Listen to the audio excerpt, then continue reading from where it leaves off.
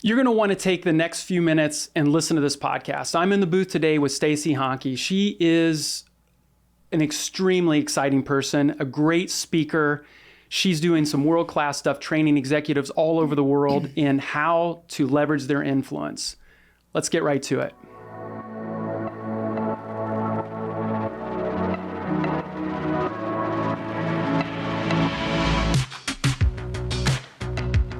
So Stacey, the new book is coming out in the fall, Influence Elevated. So let's talk about what elevation means. What is elevation right now? Yeah. And I figure if we share that this book is coming out, it really holds me accountable. That's and right. We need to you got to write it. actually do this.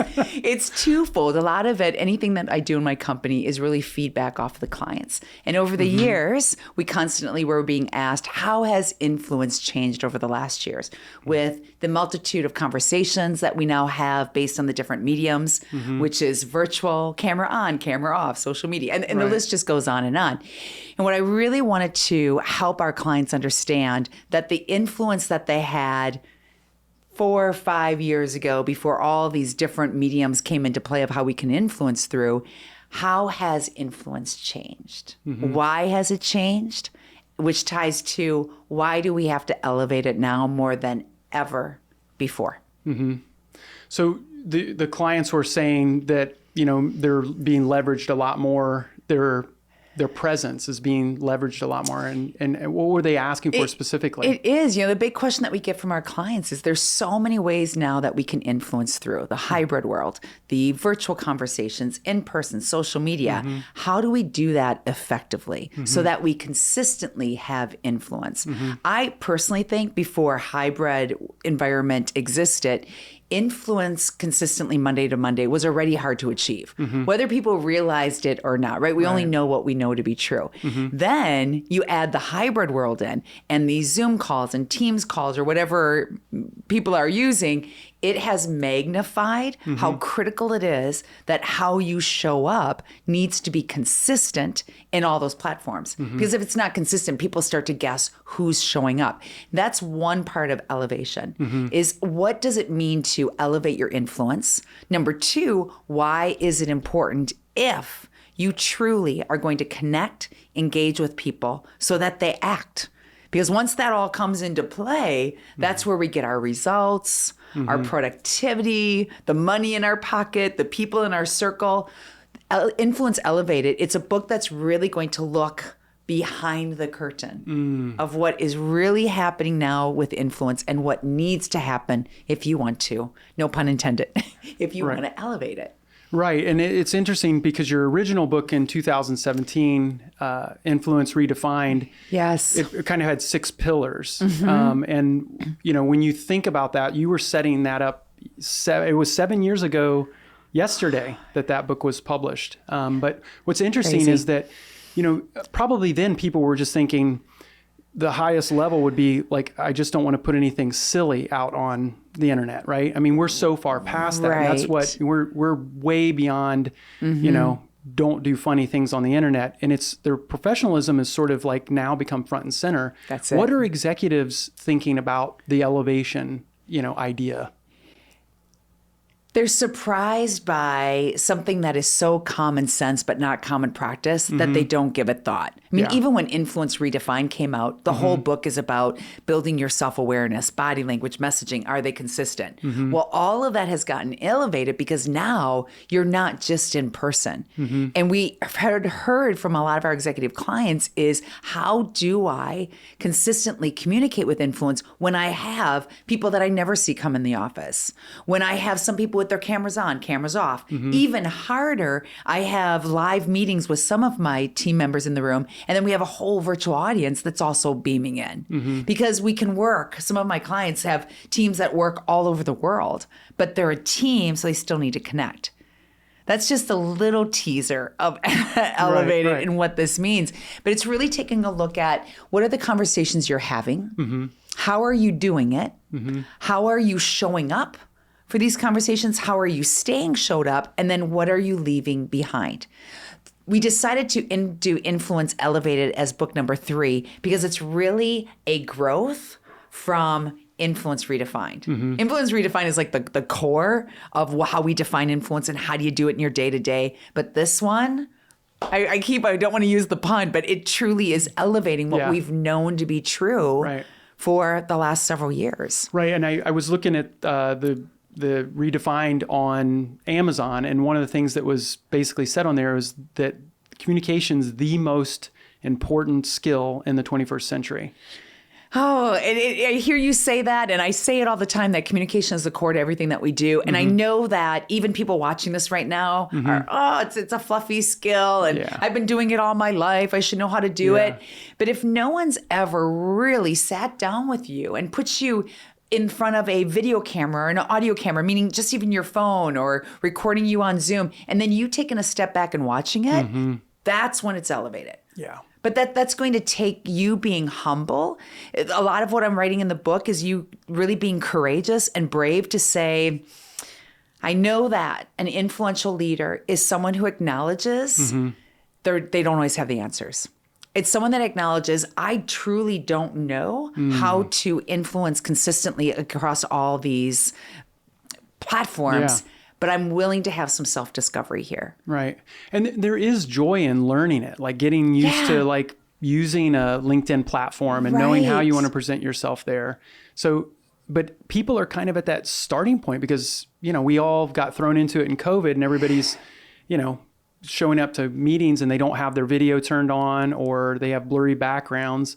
And you're talking to large organizations all the time, coaching massive teams. I know today you were just doing a live webinar with a big group of people.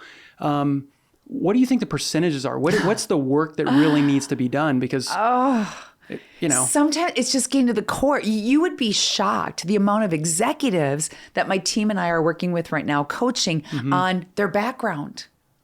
We've been doing virtual for years, and it's nothing against them. It's several things happen here. As an executive, you get to a point in your career, who's going to tell you the truth? Yeah. Who's going to tell you, every time you lean back, it's like your head goes floating in the ocean of your background or whatever it might be. So I would say, shockingly, just from the work that we do, more people than not that we work with are unaware. So this whole idea of elevating it is really just having some self-discovery of what is really working, what's not working, versus this whole idea of I've been doing this a long time. I feel good. I feel confident. None of that has anything to do with it. And the thing that I get really, you tell me passionate about this once we get going here, because I think too what happens is if I'm at home on Zoom, why do people have this perception of, I can put my baseball cap on and you can just see like the top of my head. I don't get that concept of you are always under surveillance. You're always on display. And even if you're working out of your home, what is this about not thinking about how your personal brand shows up in just a small box? So there's a lot of people in the workforce that have mastered whatever domain they're in, and now they're getting handed this brand new, I've got to learn now, and I think the numbers work out 20 hours a week for a decade as a master. So to get good, you have to just start doing it. Like it's the practice, it's the repetition. That's really what we go in with any of the work that we do, whether it's mentoring, keynoting, workshops, is we're constantly saying, we'll create the momentum for you. We just got to create the momentum repetition so that when we have wrapped up whatever program we're doing with you, you know what to do with it. I wish I could remember this podcast. It was only a couple of weeks ago. Whoever the podcast interviewer was, he was interviewing an NBA player. And the NBA player was talking about a time years ago when he was playing against Kobe Bryant. And it was the morning of the game. This NBA player goes into the gym to practice at 6 a.m. Kobe Bryant has been there since 4 a.m. The NBA player at 8 a.m., like, I've done my 2 hours, he leaves, but Kobe is still there practicing. Fast forward later in the day, they reconnect. And this NBA player asked Kobe Bryant, you were there since 4 a.m. I left at 8. You were still there. What's up? And Kobe's response was, when I saw you enter the gym, I thought to myself, no one will ever outpractice me. When our clients ask me, what is it going to take? Is it someone that's an extrovert that you work with, that they just get these skills so much better? And I say, none of that. It's not years of experience. It's not gender. It comes down to who's willing to do the work consistently, who's willing to record themselves, see themselves on video playbacks and audio playbacks, who's willing to have someone hold them accountable that you're constantly developing. That's right. And it goes back to exactly what you just said. It's so critical because how you show up in your communication, it's the make or break for everything that you get every day, every week, every month. It's a skill. It's a mastering skill. And that's funny. I mean, we worked together a long time, and I hear you. Like that's what it is. But how does that work then? Where are the successes that you see when people get really like, what's the person that you think of? I think of someone right now. I am mentoring someone. And when I mentor someone, it's usually a 3-month, really deep dive number of interactions that I'll have with them. Okay. And part of my mentoring is not only me coaching them, advising them, but I always say to my client, my mentoring will not work for you. You need to work for it. And after every session, there's action steps that he or she needs to apply until we meet again. I am working with someone right now. He is a CEO of his own company, very successful company, and now I know why. We are only on session number 3. We have several more to go. Every time he shows up for his mentoring session, I can tell he went to that tennis court and he swung over and over because there's significant changes from the first time that I saw him versus now. The other cool thing about him, he was really good when I first met him. And those are the people I want to coach. Right. I love coaching someone that already is so good, and I'm going to be able to take an outsider looking in and elevate at that. He is the prime example of someone who understands what doesn't challenge you will never change you. He understands that the practice is what's going to get him the results. And every time he comes on the call with me and we do a quick recap, what have you been doing? What's working? Where are you challenged? He'll always say, I have such a lack of confidence right now. Yeah. This has so ripped me apart. However, I know that the discomfort is what is giving me the progress that I'm seeing, experiencing every time we meet. And that, that sounds like, oh, I bet she hears that all the time. No, I mean, there's times it's the excuses and why I can't do it this way. And I'm thinking you've got to get out of this feeling of comfort equals effectiveness. Right. But how do you, you're not going to keep doing something that you just feel like you're a failure at forever. Right. So there's a gaining confidence. And what is that? Like, is that seeing the company grow because I'm leading better? Is that because I got 60 people on my executive team to, well, that'd be a big company, but your top people, 60 top people start to take, inventory of their presence, their influence. What's the ROI, I guess, is really on putting the hard work in? Oh, how much time do you have? I'm trying to break this down into digestible. We don't have to finish it all. We can do another session. I think the confidence comes through. First, for you to grow the confidence in whatever you're working on, you almost have to see it. Yeah. Yeah. I remember going back in the day, I went to a golf lesson. I'd never played golf before. And the biggest impact was my golf coach would record me. And that was my moment in my life where I realized, oh man, what I feel is so different. What he's seeing and why he's giving me that feedback, and I'm fighting him because it doesn't feel good. The confidence is making a connection behind how I think I communicate versus what my whole team sees and hears. You've got to start with you.